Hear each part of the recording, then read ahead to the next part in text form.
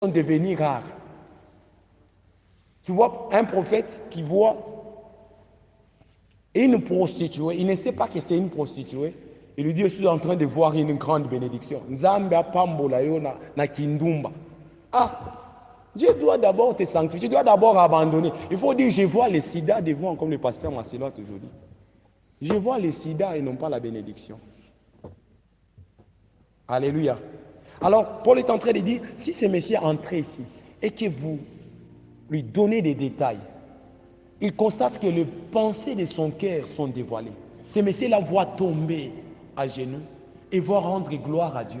Et non pas seulement rendre gloire à Dieu, mais il va aussi publier que réellement Dieu est au milieu de vous.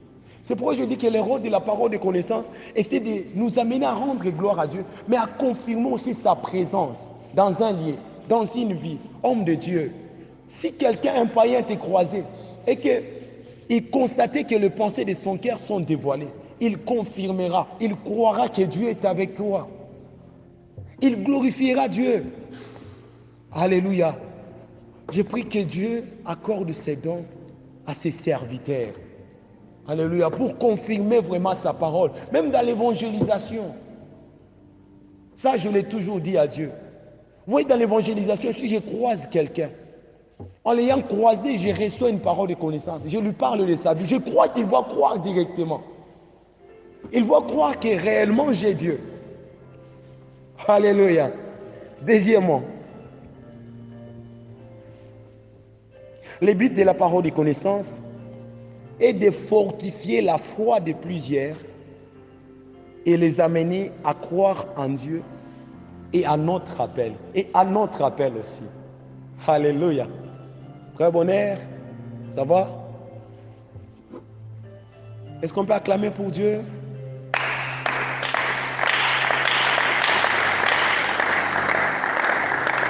Voilà. Je reprends.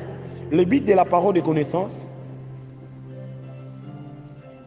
est de fortifier notre foi.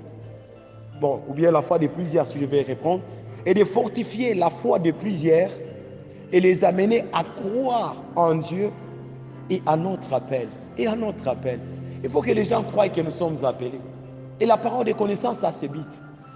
Homme de Dieu, la parole de connaissance amènera les gens à croire à ton appel.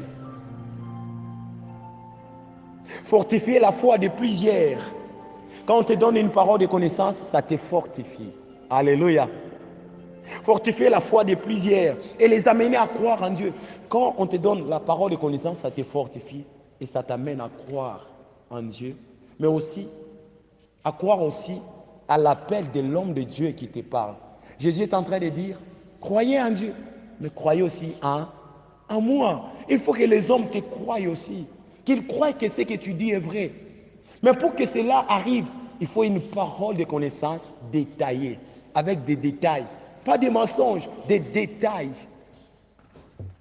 Mais ce qui est grave et que je condamne, c'est que certaines paroles de connaissance aujourd'hui sont liées juste sur certains faits visibles.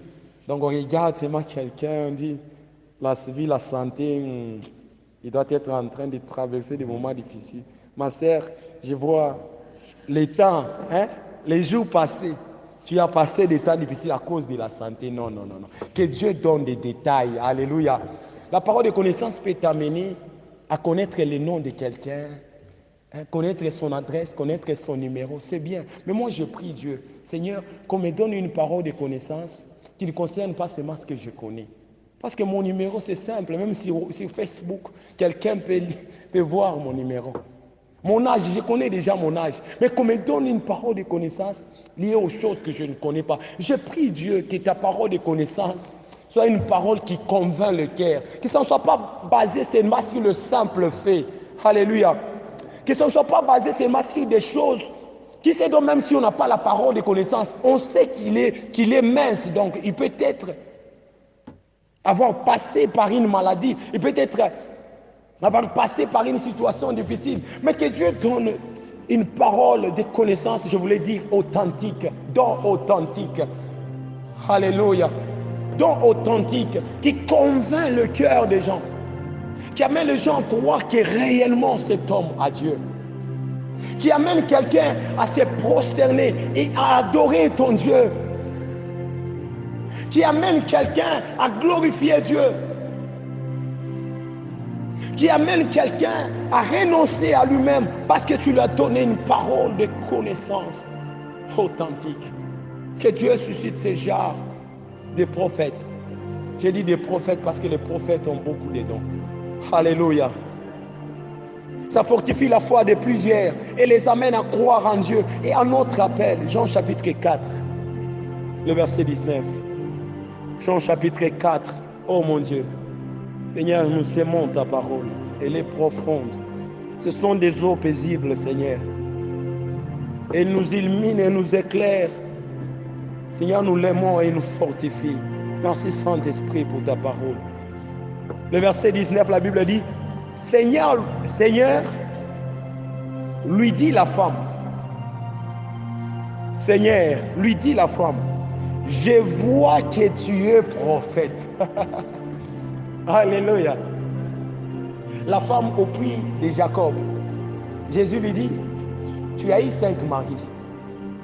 Et là, tu vis avec un mari qui ne t'appartient pas. Ayant reçu cette parole de connaissance, voyant que le pensée de son cœur était dévoilé, la femme dit maintenant, je vois maintenant que tu es un prophète. Donc pour dire que depuis tout ce temps, la femme doutait encore sur Jésus. C'est lorsqu'il lui a donné une parole de connaissance que la femme a cru que c'était un prophète au devant de lui. Croire que Jésus était un prophète, en d'autres termes, la femme croyait aussi que Jésus parlait de la part de Dieu. Alléluia. Homme de Dieu, la parole de connaissance amènera les gens à croire à ton appel, à croire à ton Dieu. Jusqu'à présent, peut-être dans la famille, on doute encore. On doute sur le Dieu que tu sers. Il y a des gens qui doutent sur le Dieu que tu sers. Ils ont des doutes parce qu'ils n'ont pas encore reçu des détails. Mais que Dieu te donne la parole de connaissance qui fera en sorte que la famille croie que tu as Dieu, qui fera en sorte que ton entourage croie à ton appel, qui fera en sorte que même dans cette église, on croie en ton appel. Alléluia. Si des fois le pasteur, en parlant de certains dons spirituels, il ne parle pas beaucoup plus dans un bon sens parce qu'il a constaté qu'il y a beaucoup de faux. Beaucoup sont des faux. Mais que Dieu te donne une parole de connaissance qui amène les gens à croire, même dans cette église, en ton appel. Qui amène les gens à croire que tu as Dieu. Je vous dis vrai que même si notre pasteur constater qu'on a le vrai don authentique, constater qu'on est vrai, il témoignera. Alléluia. Le problème, c'est que beaucoup sont faux. Ils nous donnent des informations qu'on a eu à publier sur Facebook. Ce sont des informations, nous les connaissons. Il faut des paroles de connaissance détaillées, avec précision. Je prie que tu ne tâtonnes pas dans la parole de connaissance. Je prie que tu ne tâtonnes pas dans la parole de connaissance. Que tu ne dises pas, je vois comme, c'est comme, non, non, non, non. Tu diras plutôt, je vois clairement.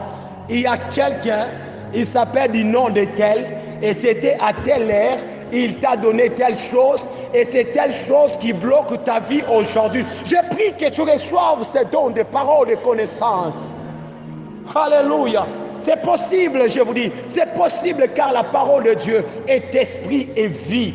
Elle est esprit et vie. Si Paul a reçu ces dons, tu peux aussi le recevoir. Jacques voit plus loin. Il dit qu'Élie était de la même nature que nous.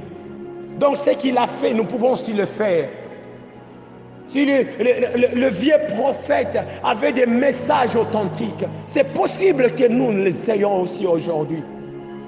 Chers jeunes, soyons vrais seulement. Cherchons le don des paroles de connaissance. Tu n'as pas besoin de toucher au fétiche. Tu n'as pas besoin de toucher au fétiche. Tu as juste besoin de la parole de connaissance. Alléluia. Est-ce qu'on peut se tenir debout? On n'a pas terminé, bien sûr. Est-ce qu'on peut se tenir debout?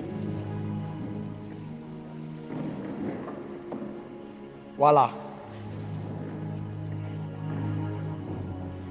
Merci beaucoup. Est-ce qu'on peut s'asseoir?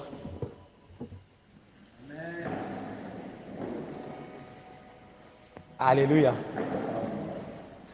Que Dieu soit béni. Les frères, Eben, tu étais aussi debout? Tu n'étais pas debout? Tu t'es tenu aussi debout? Ah, ok. Ça va. On peut continuer alors. Troisièmement, le but de la parole de connaissance. Elle nous apporte la lumière.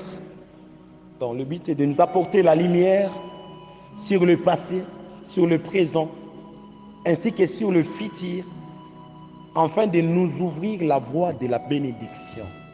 Alléluia. Je reprends. Le but de la parole de connaissance est de nous apporter la lumière. On sait bien voir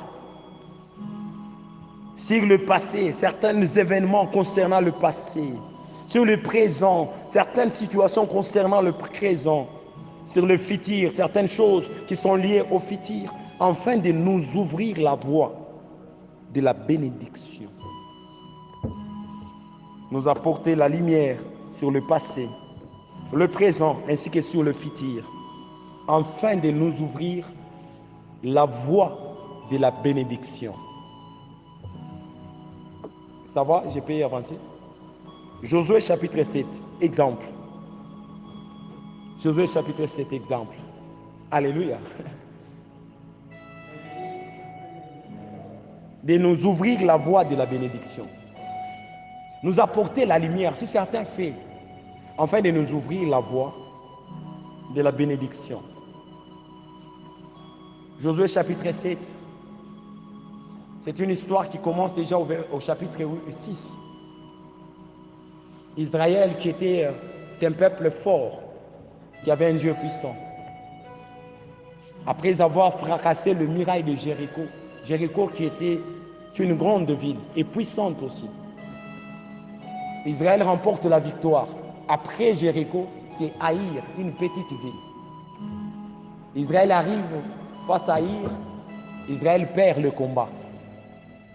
Tout Israël était dans la désolation. Ne sachant quoi faire, personne ne savait comment est-ce qu'on peut échouer avec Dieu. On vient de battre Jéricho, une grande ville. Aujourd'hui, une petite ville remporte la victoire sur nous. Tout Israël, dans la désolation, commença à chercher la face de Dieu. Josué priait, Seigneur, qu'est-ce qui s'est passé? Pourquoi nous avons perdu aujourd'hui? Alors, Dieu vient par la parole de connaissance. Elle est importante. Alléluia. Dieu vient apporter la lumière. Il dit à Josué, Josué, vous avez perdu parce que dans le passé, alléluia, il y a quelqu'un au milieu de vous. Il a touché à l'interdit. Il a pris les histoires. Quel détail, mon Dieu. Il les a cachées. Oh, que Dieu te donne la parole de connaissance. Alléluia. Josué, vous échouez parce qu'il y a quelqu'un qui a pris des histoires. Je ne sais pas pourquoi ça ne marche pas dans ta vie. Je ne sais pas pourquoi les choses se bloquent. Peut-être qu'il y a quelque chose qui s'était passé dans le passé et qui te bloque aujourd'hui. Nous avons besoin de la parole de connaissance. Il faut la lumière. C'est ce qui nous bloque aujourd'hui. Il dit non, il y a quelqu'un qui a touché à l'interdit. Il a caché cet interdit. C'est pourquoi vous échouez. Pourquoi tu échoues? Qu'est-ce qu'il y a à la base? La parole de connaissance va t'apporter la lumière sur le passé. Ça peut concerner le présent, ça peut concerner le futur, afin de t'ouvrir la voie vers la bénédiction, vers la victoire. Quand Josué découvre cela, ils arrangent et puis ils remportent la victoire. Vous voyez la parole de connaissance? Vous voyez comment elle aide? Vous voyez qu'elle est importante? Vous voyez combien il nous faut la parole de connaissance? Certains faits. Peut-être qu'il y a quelque chose qu'on a eu à faire dans le passé, nous-mêmes, mais qu'on a oublié. et qui nous bloque aujourd'hui. Nous avons besoin de la parole de connaissance. Alléluia. Elle nous apporte la lumière. Peut-être on avait fait quelque chose par ignorance. Et aujourd'hui, on se demande, qu'est-ce qui est à la base de mes souffrances? Pourquoi, comme Jérémie pouvait le dire, pourquoi ma souffrance est-elle continuelle? Pourquoi? Il y a tant de pourquoi dans nos vies. On ne sait pas vraiment ce qui s'est passé. La parole de connaissance peut t'apporter la lumière sur ta famille et te dire, votre famille est bloquée parce qu'il y a une tante qui avait fait ceci, cela. Elle t'apporte la lumière. Ayant la lumière, tu peux aller arranger et voir la voie de la bénédiction d'être ouverte. Alléluia. La parole de connaissance. Mon frère et ma sœur, pourquoi êtes-vous bloqués? Vous avez besoin de la parole de connaissance. Quatrièmement, la parole de connaissance nous fortifie dans les moments de désespoir, d'inquiétude et de doute.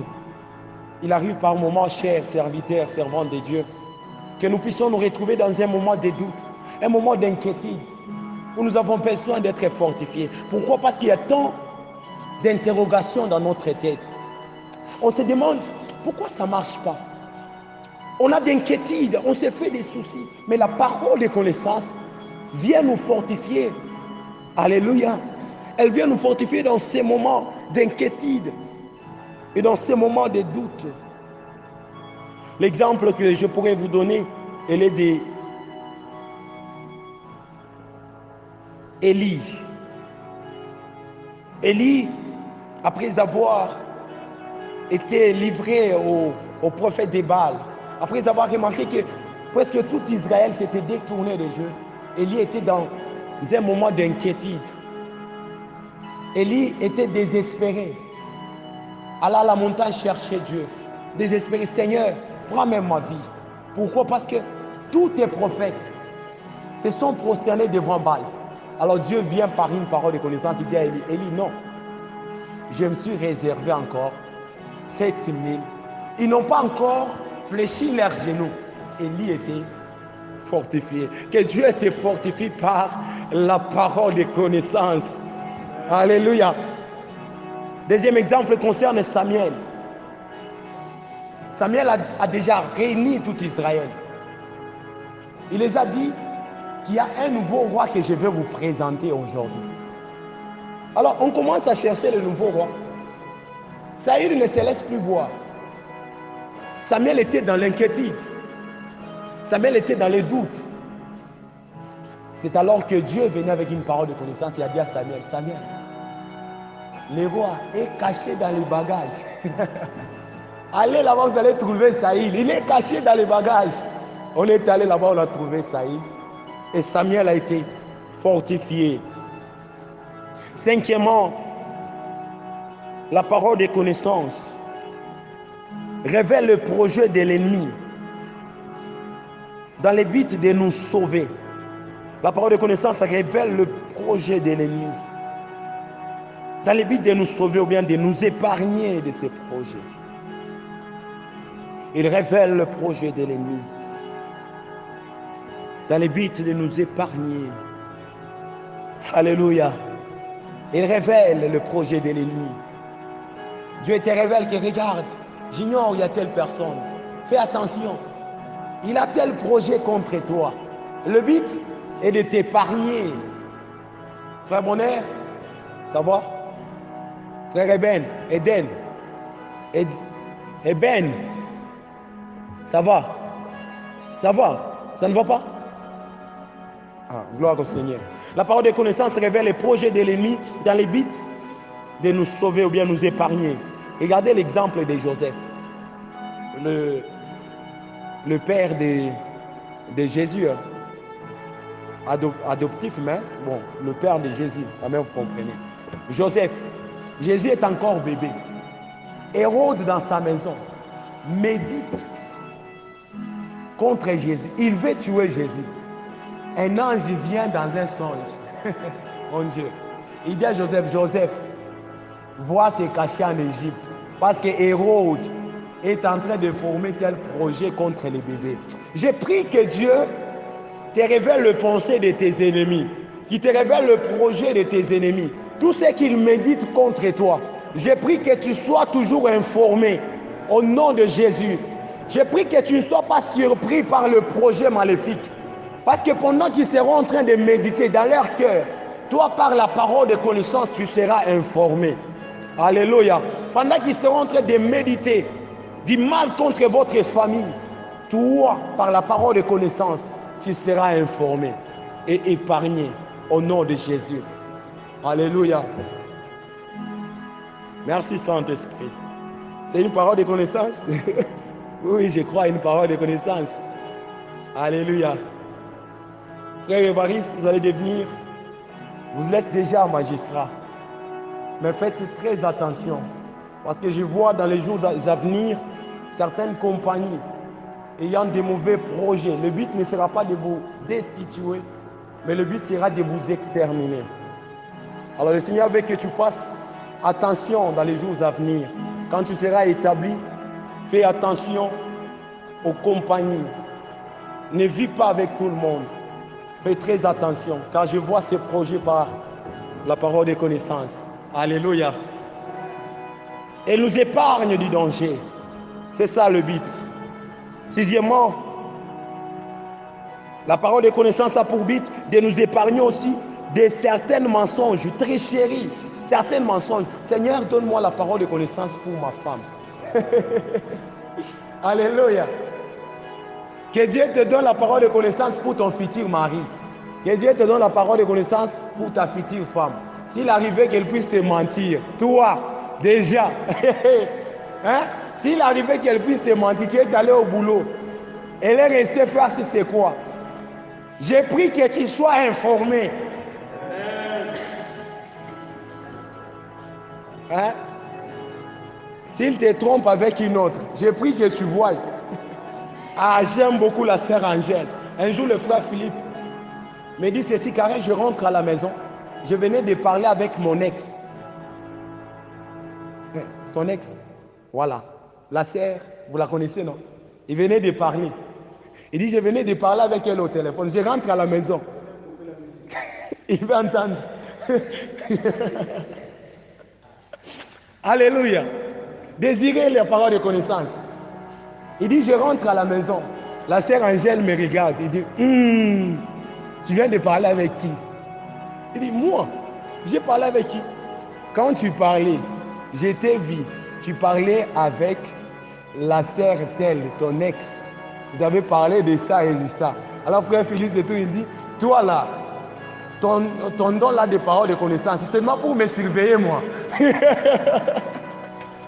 Que Dieu te donne la parole de connaissance. Ça va t'épargner des mensonges, des tricheries des gens. Homme de Dieu, on ne doit pas te mentir tout le temps. Hein? Te tricher tout le temps. Mentir. Hein? Mensonge. Il vient là pour la kill d'âme. Oh, moi, je n'ai jamais connu. Je bénis Dieu pour la parole de connaissance. Hein? Je bénis Dieu pour la parole de connaissance. Je suis avec une sœur dans une kill d'âme. Je pose certaines questions qui sont liées aux choses qui peuvent bloquer notre vie dans le futur. Je dis, ma sœur, est-ce que tu as déjà connu des hommes? Non, je n'ai jamais connu, Et puis après un moment, le Seigneur me dit de parler de certaines conséquences qui sont liées à celles qui ont déjà connu des hommes. Je parle des conséquences. Et puis, après un moment, je me tourne vers elle, je la vois toute triste. Je dis, ah, pourquoi tu es triste? Donc, tu es passé aussi par là. Oui. Que Dieu te donne la parole de connaissance. Alléluia. Alléluia. Géasi voit. Pensa que son maître ne le voyait pas. Il voit, il dit à Naman, fais ça biloko. Dans les histoires, il rentre. Élisée regarde Géasi, dit, tu viens d'où Géasi? Oh non, je t'allais faire un tour. Oh Géasi. Quand tu prenais les histoires de ces messieurs-là, mes yeux te voyaient. Que Dieu te donne la parole de connaissance. Que Dieu te donne la parole de connaissance. Que Dieu te donne la parole de connaissance. Que Dieu te donne la parole de connaissance. Personne ne te trompera parce que tu seras informé. Ça va t'épargner de la ruse du diable. Mensonge très chéri. Comment recevoir un don rapidement? Je chute. Comment recevoir un don? Comment recevoir un don? Premièrement, pour recevoir les dons, vous savez bel et bien qu'il s'agit des dons du Saint-Esprit. Donc pour recevoir les dons, il faut désirer la plénitude du Saint-Esprit. Parce que tous les dons se trouvent dans le Saint-Esprit. Alléluia. Plus vous êtes rempli du Saint-Esprit, plus par rapport aux besoins, certains dons seront en train d'être activés. Alléluia. Parce que vous ne manifesterez jamais tous les dons au même moment. Les dons se manifestent par rapport aux besoins présents. Alléluia. C'est pourquoi c'est possible de naviguer dans tous les dons, mais chaque don se manifestera que par rapport aux besoins présents et aussi dans le temps. Je peux avancer? Désirer la plénitude du Saint-Esprit. Deuxièmement, 1 Corinthiens chapitre 14, le verset 1er. Écoutez ce que Paul est en train de dire. 1 Corinthiens 14, le verset 1er. Recherchez la charité, donc l'amour. Aspirez aussi aux dons spirituels, mais surtout à celui de la prophétie. Paul venait de consacrer tout un chapitre, le chapitre 13, sur l'amour. Il a parlé de l'amour. Mais il entre dans le chapitre 14 qui concerne les dons. Il reprend encore charité et puis dons. Donc Paul a voulu nous dire ceci. Que si vous voulez recevoir les dons dont je vais parler ici, et la charité, parce que les dons sont donnés pour l'utilité commune. Si vous n'aimez pas les autres, comment est-ce que vous recevrez ces dons? Parce que si vous recevez un don sans charité pour les autres, voyez, vous risquerez d'emprisonner ces dons dans votre cœur. Ces dons ne seront pas opérationnels. Parce que le don est donné pour l'utilité commune. Le don de guérison, il faut que tu pries pour ton frère. Mais si tu ne l'aimes pas, tu ne prieras pas pour lui. En parlant de la charité, Paul voulait aussi nous faire comprendre que si tu n'aimes pas quelque chose, il te sera difficile de la posséder aussi. C'est la même chose qu'à l'école.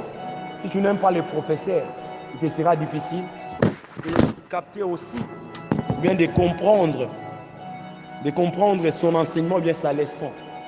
C'est pourquoi il dit, recherchez la charité.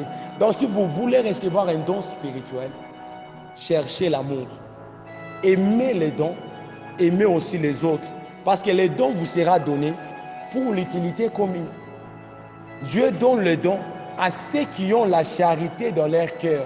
Parce que Dieu te donnera un don pour quelqu'un. C'est pour l'utilité commune. C'est pour le besoin de l'église. Maintenant, si toi, tu n'aimes pas l'église, alléluia, il ne te donnera pas parce que tu ne feras rien avec les dons. Troisièmement, pour recevoir un don, les dons se reçoivent aussi par l'imposition des mains. Les dons se reçoivent aussi par l'imposition des mains. Tel que frère Jephthé, comme vous voyez, hier j'ai imposé mes mains sur vous. Je vous ai transmis les dons. Alléluia. Les dons passent aussi par l'imposition des mains. Mais l'imposition des mains des personnes qui sont appelées. Alléluia. Parce que l'homme ne donne que ce qu'il a. Je parle la prophétie. Peut-être par la foi, ça pourra passer. Mais beaucoup plus par l'imposition des mains de ceux qui sont appelés ou de ceux-là qui ont reçu cette grâce-là, d'imposer les mains et de transmettre les dons. Il y a des gens même dans la Bible comme les apôtres.